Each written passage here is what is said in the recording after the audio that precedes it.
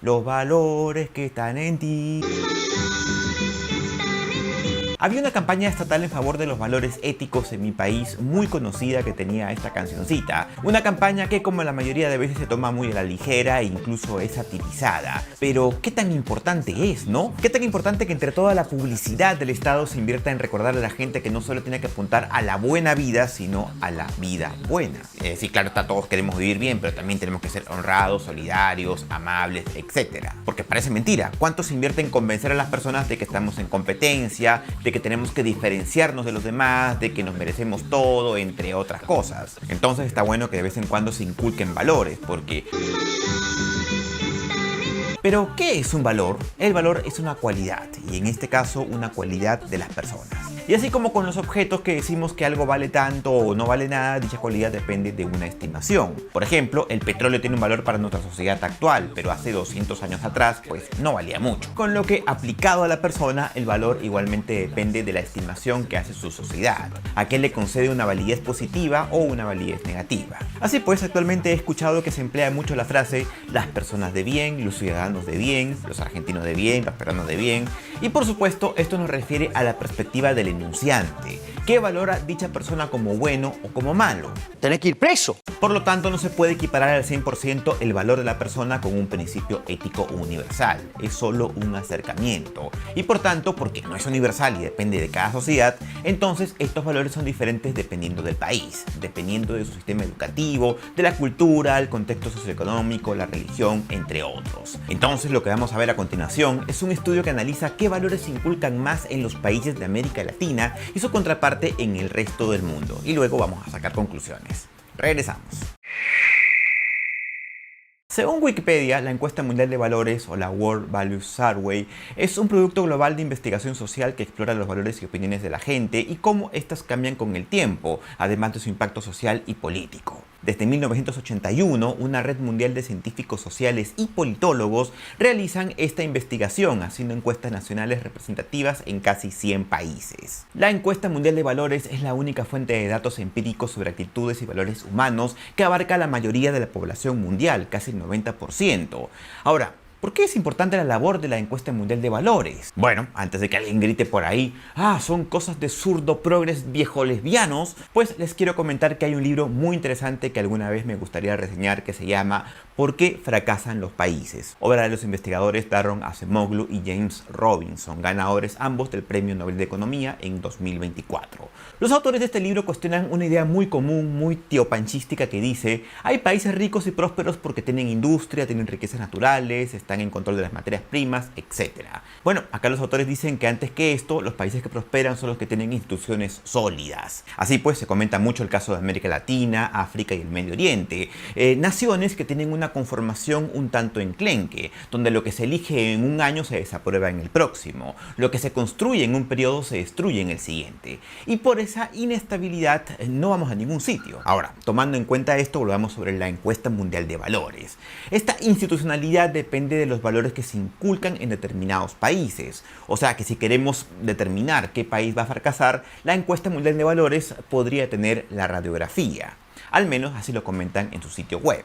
El objetivo de este proyecto es evaluar el impacto que tiene la estabilidad o el cambio de valores a lo largo del tiempo en el desarrollo social, político y económico de los países y las sociedades. Entonces vamos a ver este primer gráfico, un mapa cuya leyenda dice: la tesis principal sostiene que el desarrollo socioeconómico está vinculado con un amplio síndrome de orientaciones de valores distintivas. El análisis de los datos de la encuesta mundial de valores realizado por los politólogos Ronald Inglehart y Christian Witzel afirma que existen dos dimensiones principales de variación intercultural en el mundo. 1. Los valores tradicionales versus los valores seculares racionales. Y 2. Valores de supervivencia versus los valores de autoexpresión. ¿Qué cosas son los valores tradicionales? Los valores tradicionales son los que enfatizan la importancia de la religión, los vínculos entre padres e hijos, la deferencia a las autoridades y los valores familiares tradicionales. Las personas que adoptan estos valores también rechazan el divorcio, el aborto, la eutanasia y el suicidio. Estas sociedades tienen altos niveles de orgullo nacional y una perspectiva nacionalista. ¿Qué cosas son los valores seculares racionales? Pues los países, en este caso, que tienen preferencias opuestas a los valores tradicionales. Estas sociedades dan menos importancia a la religión, a los valores familiares, a las tradiciones y a la autoridad. El divorcio, el aborto, la eutanasia y el suicidio se consideran relativamente aceptables. Luego tenemos los valores de supervivencia, que creo que no hay mucho por explicar. Son aquellos valores que hacen hincapié en la seguridad económica y física y están vinculados a una perspectiva relativamente etnocéntrica y a bajos niveles de confianza y tolerancia. Y según esto, los investigadores lo contraponen a los valores de autoexpresión, que son los que dan una alta prioridad a la protección del medio ambiente, los que promueven la creciente tolerancia hacia los extranjeros, la diversidad de género y las crecientes demandas de participación en toma de decisiones en la vida económica y política. Entonces, este es el mapa y esta es la descripción general. Hallamos aquí varios grupos, está la África islámica, la Europa ortodoxa, el confucianismo, la Europa católica, la Europa protestante y América Latina, donde vamos a ver a Perú, como no, y a Bolivia y Nicaragua con valores muy cercanos a África. O sea, valores orientados a la supervivencia y al tradicionalismo, y al otro lado de este mapa vemos a Uruguay, que está más tirado a la autoexpresión y a los valores seculares. Cierto es que también por ahí hallamos a Argentina y Brasil, pero ninguno termina por rebasar esta frontera del tradicionalismo. Todo el grupo de Latina en general es tradicionalista, aunque hay países donde se ha avanzado un poco en el discurso de la autoexpresión versus la supervivencia. Ojo, repito que esto no es un juicio de que, oye, este país está bien y este está mal. Esto es algo que simplemente es esa manera de explicar el pensamiento de un habitante promedio dentro de su sociedad. Vamos a ver esto con más claridad quizás en los extremos, donde cabría preguntarnos, ¿hay diferencias entre un peruano y un danés? Probablemente para Oliver Sone no, pero culturalmente se trata de sociedades muy distintas. Sin embargo, estas diferencias también se pueden dar entre países del mismo continente. Pensemos, por ejemplo, el caso de Perú y Argentina. Pongo como ejemplo ambos países porque he vivido en ambas sociedades y ambas son sociedades tradicionalistas y mayormente religiosas. Sin embargo, entre ellos hay una marcada diferencia que también nos podría hablar del interés del peruano por la cocina. El peruano habla demasiado de comida. Siempre habla de dónde se come mejor, de dónde hay más barato, dónde hay más abundancia. Incluso habla de comida mientras come, ¿no? Esa es una cosa muy curiosa que tenemos nosotros. Y cuando bebe siempre dice salud, brinda cada rato, ¿no? Por la salud, por el bienestar, etc. ¿Por qué? Porque siempre está presente en el inconsciente esa necesidad de seguridad física. No tanto porque el país esté tan mal que no hay ni para comer, sino porque son los valores que nos han sido inculcados. Entonces ahí es cuando comenzamos a entendernos, ¿no? Ahora, vamos con otros gráficos también de la encuesta mundial de valores que aparecieron en el medio México Pragmático. Este es un estudio, por cierto, hecho entre 2017 y 2024. Y dice independencia versus obediencia. Y aquí el estudio traza una diagonal entre los países para los que la independencia es más importante y destacan entre este grupo a Noruega y Japón, y luego para los que la obediencia es más importante, donde se destaca Irak, Ecuador y me parece que es El Salvador. De ahí también cerca está México. ¿Es la obediencia un valor que nos trae desarrollo? Bueno, aquí sí que voy a ser crítico. A mí me parece que no. Y sí, es obvio que a un niño menor se le tiene que pedir obediencia para con sus padres y sus maestros. Pero ya a cierta edad uno tiene que aprender a ser libre. De lo contrario, si es que va a ser obediente toda su vida, va a terminar obedeciendo a otros tontos. Y si esto te parece una ligereza o cosas de zurdo progres, entonces analiza bien la gráfica y concluye conmigo que en ninguno de los países que se caracterizan por enseñar la obediencia termina siendo un país rico, desarrollado o que se caracterice por su bienestar. Muy por el contrario, lo que ocurre con el otro grupo, donde tengo que decir, no obstante, me llama mucho la atención el caso de China.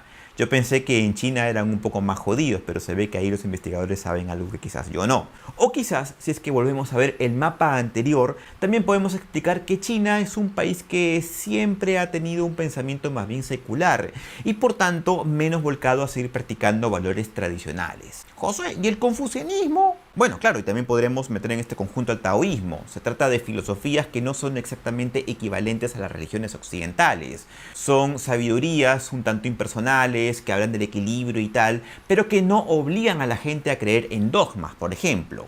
En fin, vamos con el siguiente gráfico. Vamos a ver aquí algo muy parecido que es el altruismo versus la fe religiosa. Vemos aquí que México y Argentina se separan un poco más del grupo hispano. Sociedades en las que los valores fundamentados en la religión suelen tener más peso que los valores altruistas. ¿Qué son los valores altruistas? Los valores altruistas son aquellos que se enfocan en ayudar a los demás de manera desinteresada. Es decir, al margen de que tengas un premio por hacerlo o evites el castigo, por ejemplo, de un dios. Me parece que esto es interesante porque nuevamente vemos que el desarrollo está más bien en las sociedades que aprenden a hacer el bien porque es lo debido, de manera tal que en ausencia de la autoridad o la noción del castigo se sigue persiguiendo dicho bien. En comparación esto con otras sociedades donde sí que es necesario asustar un poco a la gente para que cumplan preceptos morales. Y por último tenemos aquí el mapa de lo que siempre nos quejamos, lo que son los valores fundamentados en el trabajo duro versus la imaginación. Por supuesto, la imagen habla por sí sola. ¿Es importante trabajo duro? Sí, sí es importante, pero resulta que si tienes imaginación, quizás no haga falta que trabajes tantas horas ni tan demandantemente. El sufrimiento en América Latina siempre ha estado sobrevalorado. Y lo digo acordándome ahora que aquí a la vuelta de la casa donde me estoy quedando hay un colegio que tiene como eslogan Dios, trabajo y ley. Hemos normalizado tanto estos valores que casi no hallamos nada de malo en lo que quiere referir. El colegio te está diciendo vamos a formar religiosos, esclavos y obedientes. ¿Nos da tanto miedo decir formemos gente libre, creativa y altruista? Es como para reflexionar, ¿no? En fin, este ha sido el video de hoy. Espero que te haya gustado y vernos en una muy próxima oportunidad. Espera, hasta. Chao. En los libros antiguos, sabios guerrean, dialogan con el tiempo, las ideas baten. El eco de Platón, la risa de Descartes, en el espectro de la sombra del pensar se reparten.